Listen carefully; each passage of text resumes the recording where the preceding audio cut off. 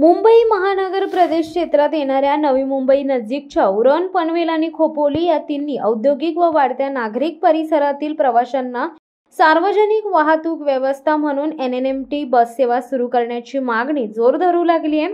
सिडकोच्या माध्यमातून विकसित होणारे उरण आणि पनवेल हे दोन्ही तालुके मुळात नवी मुंबईच्या विस्तार आणि विकासाचाच एक भाग आहेत।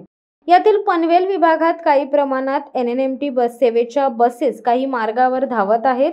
मात्र सध्या पनवेलमधील मुंबई गोवा व मुंबई पुणे या दोन्ही राष्ट्रीय महामार्गाच्या मध्यावर व मुंबईला जोडणाऱ्या अटल सेतू लगतच्या पळसपे नांदगाव विभागात मोठमोठे नागरी प्रकल्प उभे राहू लागलेत। या हजारो घरांच्या वस्तीकडे जाण्यासाठी सार्वजनिक वाहतूक व्यवस्था उपलब्ध नाहीये। भविष्यात याच विभागात अनेक घरांचे प्रकल्प येऊ घातलेत, त्यामुळे येथील नागरी वस्तीला दळणवळणाची सुविधा आवश्यक आहे।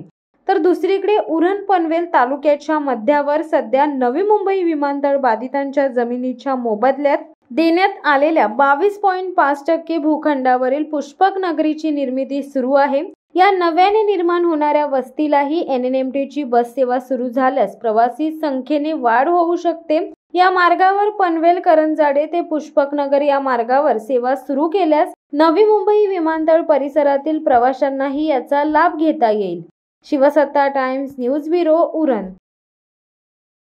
धडक बेधडक वृत्त देणाऱ्या आपल्या शिवसत्ता टाइम्स न्यूज चॅनलला लाल बटन दाबून सबस्क्राईब करा आणि बेल आयकॉनला क्लिक करायला विसरू नका।